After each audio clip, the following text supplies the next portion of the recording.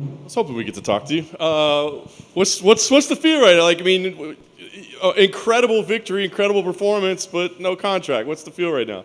It's all good. I'm just excited. I'm always grateful for the opportunity to compete. So, you know, getting out of there unscathed, another dub, and I'll get a fight again soon. So, all good. And I've said this a few times already, but the goal is not to be a UFC fighter. You know, I'm here to be a UFC champ, be the number one pound for pound fighter in the world. So, I'm 2-0.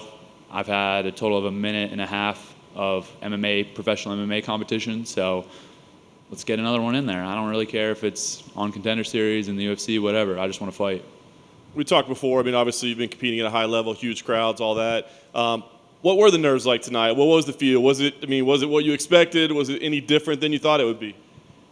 No matter what, when you do what I do, you're going to get nervous. I think anybody that comes in and tries to act like a tough guy and say that, I don't get nervous, like they're trying to act like a tough guy, And so, any competition where I'm going out there and my health's on the line, I'm going to be nervous about that. I think that, I just do a great job of turning that nervousness into just being spirited and turning it into energy. And at the end of the day, that's what I live for. I want to feel that. With it being here in Apex, I was lucky to compete here a couple weeks ago in grappling and got to kind of feel the arena out. And, it's a different type of atmosphere with not having, 15,000 screaming fans in the crowd. But, yeah, I mean, it was fun, and it's a nice little step up where, a little more pressure on me, and I get to just, experience that and put another notch in my belt. You turned to your wrestling pretty quick, which is obviously smart. But I mean, I guess talk about like game planning and getting ready for this. Because is there a danger of going like, oh, these hands, man, I can knock people out now, or did you know like let's just do what got it here? I think anybody that I fight for the rest of my career, it doesn't matter if it's my next contender fight or my first fight in the UFC or when I'm fighting for the UFC title, they should expect to get mauled in wrestling if I want to do that to them, And I'm just building my reputation. I can do that to anybody on the planet. If anybody on the planet comes out against me and I can take them down, put them on the ground, beat the crap out of them, and choke them out if I want to. And I think that every single opponent I come up against should know that. And so for me, it's about building my reputation. Every single fight I have, I'm strong, I'm explosive, I'm powerful, I have better technique than people, and I don't get tired. So yeah, I mean, I'm just again putting another notch in my belt, building my resume, and that's it. So you get done with the fight, quick win. I mean, in your head, are you like, yep, done deal, that's the contract right there? No, I didn't think that at all.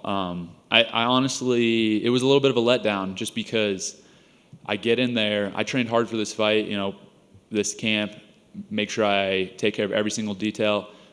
Shout out to Sam Calavita with Training Lab who put together my entire camp. We're very meticulous about this, and so to go out there and get a finish in 60 seconds, it's a little, I don't know, like bittersweet because I didn't really get to show a whole lot of techniques, and but at the same time, I didn't take any damage, and I'm ready to fight again right away. So it was a little bit of a weird feeling. I didn't necessarily expect the contract just because it was kind of like, all right, like it was just too easy almost. Well, we expected you to have a contract.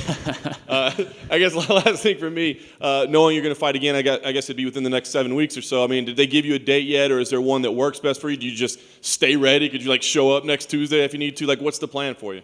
I could fight next Tuesday. I think more than likely, like I just alluded to, I'm very detail oriented about my training and my camp. So I could see myself fighting in September, probably closer towards the end of the month. And yeah, again, I'm not out here to. I'm make sure I'm paying attention to every step, and I'm not skipping steps in the process. But I'm not here to win Contender Series fights or just get a UFC contract. I'm here to be the best fighter in the world, to get that UFC belt and defend it multiple times, and go down as one of the greatest ever. So whatever I have to do to make that happen, that's what I'm going to focus on. And from here, it's back to training. I'm gonna get back home and go straight back to the gym and get ready for the next one. Hi, Bo, over here. You seem a lot more calm than us about not getting a contract, and I'm curious if you kind of came into this thinking that might happen just based off your experience and, the record, or why? How are you so calm? Because it just seems odd. The contract wasn't even really a thought process for me. Like, I could, at the end of the day, where I'm at with my skills and what I know I can do, like, you can throw me against top 10 guys right now. So getting a UFC contract isn't like, oh my gosh, like it's not this big thing for me. I understand that it is a big deal, but that's almost setting the bar too low for me. I'm here to take the belt. And so with that being said, I've only trained for a year, and I'm 1 year into this, plus 20 wrestling years, so a little more than that. But 1 year into this, and I want to respect the process. And if Dana thinks I need to fight another Contender Series fight, all good. Feed me some dude, hopefully a little better than this last guy. But it doesn't matter who it is. I'll do the same thing to him. Is there going to be any pressure, you think, going into the next one, knowing how well you did in this one, to make sure that you show them I can be this good every time? There's always pressure. I mean, I set the bar pretty high. I don't really want to list my accolades, but I think they speak for themselves. And my goal isn't to necessarily impress other people. It's to just go out there, be the best version of myself. And that's why I train so hard. That's why I put in the work that I do every single day. And, that creates just a strong belief in myself and my capabilities. So I don't necessarily worry so much about expectations as far as one-upping my last performance. I know I'm going to do it. Like, I've been doing this since I was 6. So at the end of the day, if you look at my wrestling career, I win a national championship as a sophomore. As a junior, I one-up it. I get a pin in the finals. And as a senior, I was the most dominant, most dangerous wrestler in the entire country, one-upping it again. So that's just part of what I do, and I'm gonna keep one-upping it. And that's not something that I worry about. I just do it. Thank you.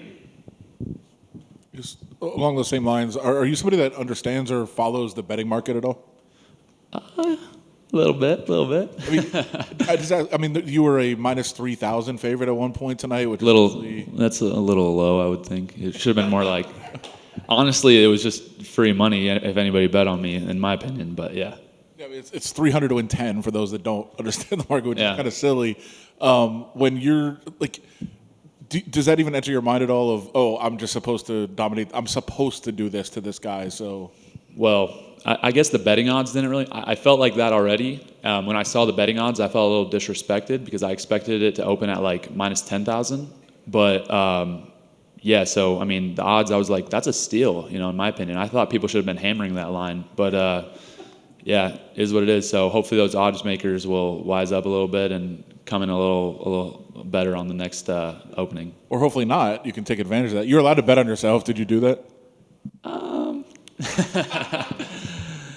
I bet on myself just by being in there. So I'm betting on myself every single day. That's why I do what I do. I mean, I'm the man in the arena. So for me, I don't really need to put any extra cash on myself. I know I'm going to win, and I take my purse, cash my check, and go home and just enjoy it. Thanks, man. Absolutely, thank you. Hey, Bo. Your opponent missed weight, and with you making weight your entire life, I mean, like, did you find that disrespectful? Like, what's your thought process with that?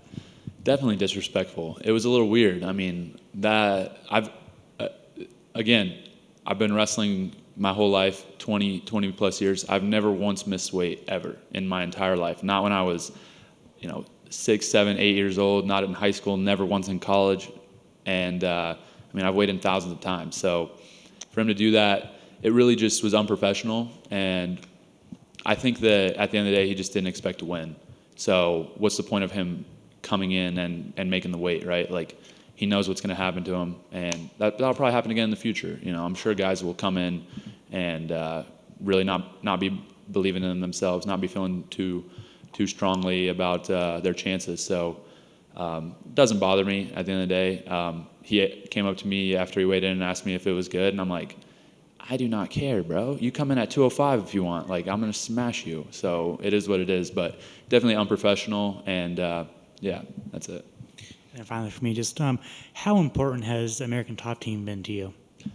Huge. I can't thank Mike Brown, Dan Lambert, all the guys at ATT enough. They've been just so amazing to me, helping me build a facility out in Pennsylvania at Penn State, ATT, Happy Valley, and along with going down to Coconut Creek, training with those guys, all the dudes down there. So, really so much of my success goes out to both those guys, to Dan and to Mike, because they pour a lot into me, and I know they believe in me, and that brings me a lot of confidence because those guys have been in this game a long time.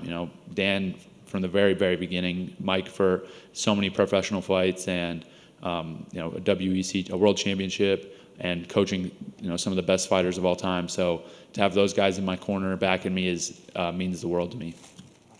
Thank you, and I'm sure we'll see you in a couple weeks. Thank you.